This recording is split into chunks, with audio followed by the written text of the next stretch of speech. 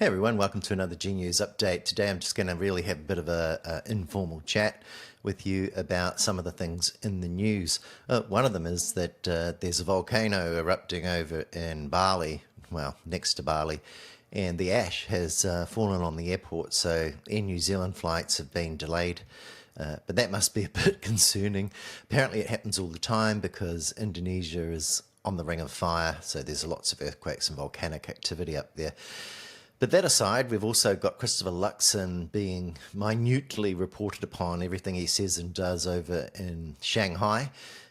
He's spending a couple of days there, and then he's off to Beijing to meet with Xi. And Thomas Coughlin is over there. I don't know, possibly, reporting on, stuff that doesn't matter very much, maybe what's on the menu, who's over in the delegation, all that kind of business. But it's a bit of fluffing, really. It's sort of like, oh, look, we're over in China. Oh, this hasn't happened for how long? That kind of business. But not much comes out of it. Stuff that's already been talked about and negotiated well ahead of this tour. So this is really just a big distraction, I think, at the moment from events that are happening, in our real lives back here at home. If this had been a Labour Prime Minister, there would probably be headlines about how he should stay home or she should stay home. Instead, we've got headlines about the swearing in Parliament at select committees who vow to keep to standing orders. But when it comes to running these select committees, boy, they loosely run. And they usually run in a way where the chair of the select committee badges the opposition to shut up and move on and allows the incumbent government at the moment to talk and soak up time and do whatever they like, get around to the answer maybe in 5 minutes' time. We all saw that this morning from Nicola Willis, who was just ranting on and not answering questions. Anyway, what we did notice there was that she absolutely knew that there was an employment decision going down on the 24th of February, and she took absolute action not to be transparent and open about that at the time. She thought it was prudent not to say anything, but boy, she did know that the result of her discussion with Adrian Orr that day, in the presence of Neil Quigley and Christian Hawkesby, had actually erupted later on that same day into an employment discussion where Adrian Orr ultimately decided that he couldn't carry on. It turned out in the discussion this morning that one of the things that Nicola Willis had decided to do with Treasury's help was to get involved in clawing back money out of the budget using a point of lack of clarity. She thought it was unclear. And she sought some legal advice. You can get any lawyer to say what you like, really. But she sought some legal advice to say this was not very clear, and she just wanted to make it clear that you couldn't take unders forward into the next year when you've run the ship really well, like Adrian Orr had at the Reserve Bank. You can't keep taking the savings and reinvesting it in your budget for the next year in order to grow and be a better organisation. That's under neoliberal ideology. That's just no good. You're not allowed to do that. You're not allowed to reinvest and reprioritise that money. So she went in there, and that was kind of like, pulling the rug on Adrian, who was upset about this because Grant Robinson didn't do this, Michael Cullen didn't do this, and neither did Bill English. So this is something that was sprung on Adrian Orr by Nicola Willis, and it kind of looks a bit like she was interfering in the independence of the Reserve Bank here, and that was kind of where Barbara Edmonds was coming from, as she pointed out that this was kind of new and different and a bit of a surprise that had been loaded up there, and Willis tried to deflect it all, talking about how it's actually a conversation she had with Neil Quigley, and of course, Adrian Orr came as a surprise to him. But in that meeting, they also talked about bank capital limits, and they also talked about the result of the Commerce Commission study into banking restrictions and her letter of expectation to the Reserve Bank and whether they'd gotten on with that. And apparently that took up quite a while. Anyway, the point being, Nicola Willis absolutely knew, and look at all the following. On the 2nd of April, Renee over at the New Zealand Herald published this article. And in this article, there are a number of revelations from OIA requests that demonstrate that Nicola Willis didn't want the purpose of this meeting discussed. She wasn't being open and transparent, and she could have done a lot better. But she wanted to hide this. Also, most of the resulting conversations that occurred between the head of Treasury and the Reserve Bank were redacted in the OIA, so that wasn't very open and transparent. And they could have done better. They could have done a lot better by democracy. But Nicola Willis didn't say anything about those redactions and her own attempts not to discuss what the purpose of that meeting was at the time. Instead today, while she was admitting that she actually knew on the 24th, here it is. I was advised on the 24th by Treasury Secretary Ian Rennie that employment discussions had commenced between the Reserve Bank Board and the Reserve Bank Governor. She was pretty careful not to get involved in the reasons behind it, although she probably absolutely knew what they were. So we are, as a public, kind of left with the situation where this is Nicola Willis prosecuting the Reserve Bank later on and telling them they could have done better and been more open, when she was actively avoiding the media, trying not to go out on the tiles. Here's the evidence of that from Renee's article. So as you can see, there was no transparency really from Willis, and it's a height of hypocrisy, which I'm sure you're all used to now. You've seen the games and the blaming and all that kind of thing, and the tactics that are used by Nicola Willis, which are just not nice. They're not, they're not very professional. You can't respect her, I think. That's basically my opinion. But yeah, I think she's exhausted us all with her runaround and her debating skills and evasions, just like Christopher Luxon. We can't be bothered with it. We've all lost any kind of respect for him. In other news, the Greens came out with their fiscal discussion document, which basically demonstrated that Treasury and the Public Finance Act were far too fiscally narrow and conservative in the way in which we've been managing our public finances according to the Public Finance Act. It's a kind of a libertarian, neoliberal narrowing of what it means to be fiscally responsible. For example, there's no such thing as fiscally responsible debt levels. They want it to be zero all the time.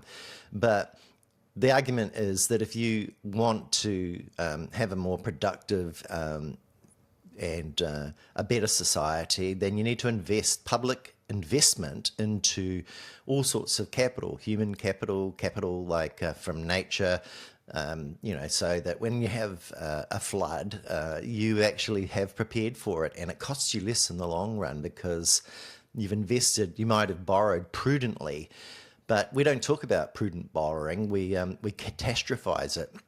And there was this graph here that compares the BIFU with the Greens budget, and when it comes to net debt and over time. And by the time we get into the 2030s, things have just leveled off, and there's not much of a difference between cutting and austerity and this terrible situation we find ourselves in with the neoliberal government at the moment, and a country that borrows more and provides free GP access or free care for your children when they're young so that you can go and work without worrying about all those kind of costs, or free dental. So we could have all those things and we wouldn't have a terrible situation on our hands.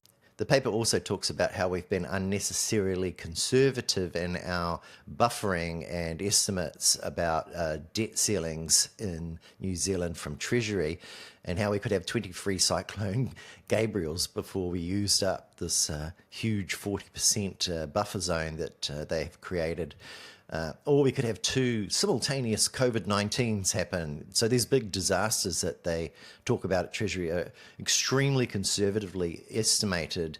And you've got a finance minister catastrophizing debt. Now, it was quite funny this morning at the Finance and Expenditure Select Committee when Chloe Swarbrick pointed out that the average household had something like about 10% of its income that was being used to service debt.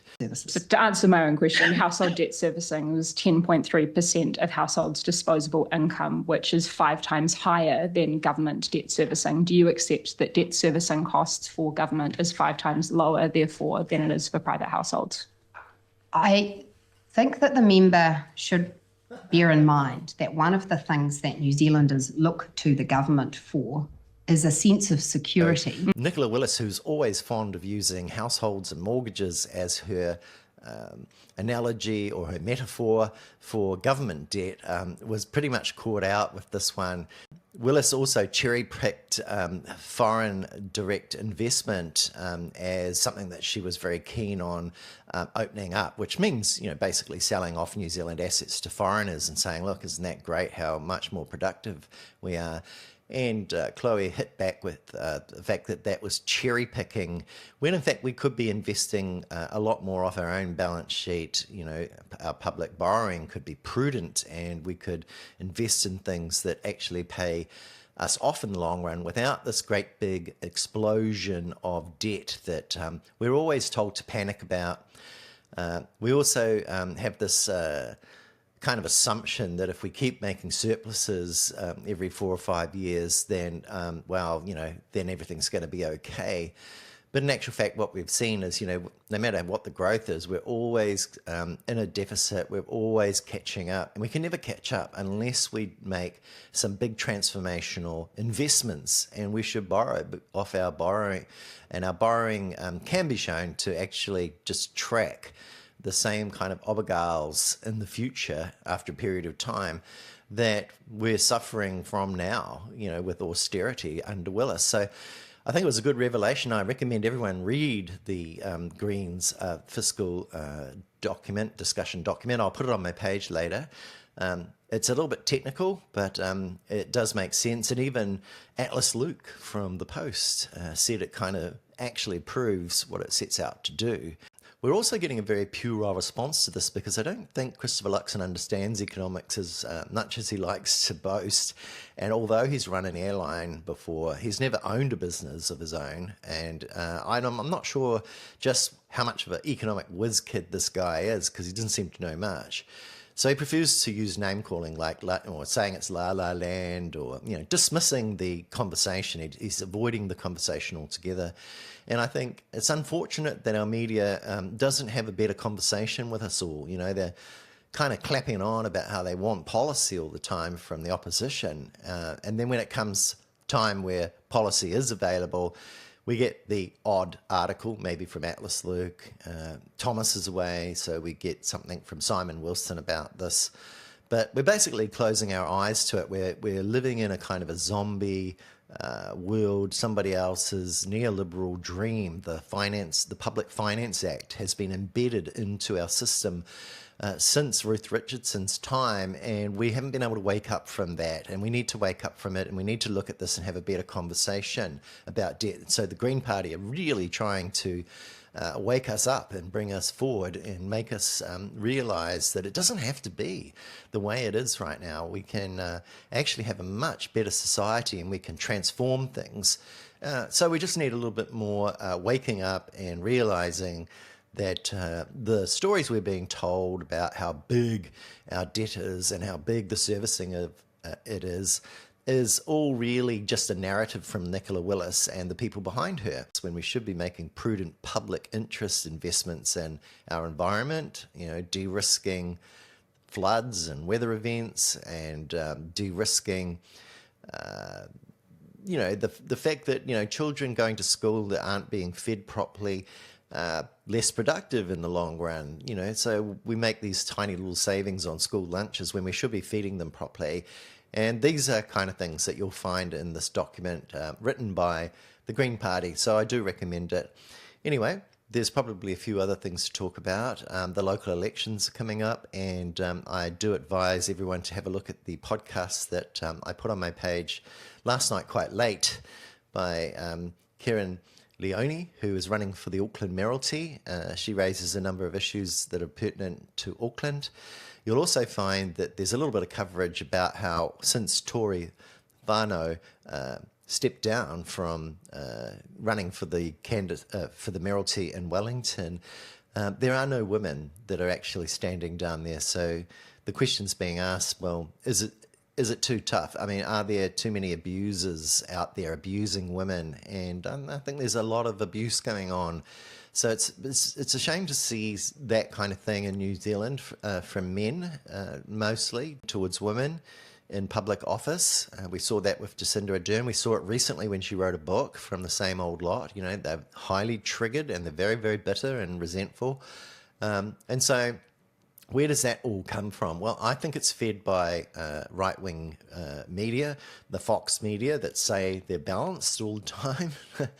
They're the ones that are getting stuck into anything that's a little bit outside this neoliberal straitjacket, you know, this Public Finance Act, the Mike Hoskins of this world are supposedly the high priests of where we should be going, and they know everything.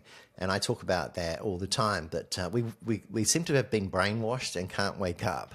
We need more media voices out there. So I hope you do find what I'm doing on G News, just by bringing more people forward to talk about these things, useful. I can let you know that in the background, I've had quite a few conversations with different MPs who have expressed an interest in coming on here. But yeah, get those regulatory standard bill submissions in before the 23rd of June at 1 o'clock. That's probably the last thing, you know, that I have to say. And have a great day. Catch you all again soon.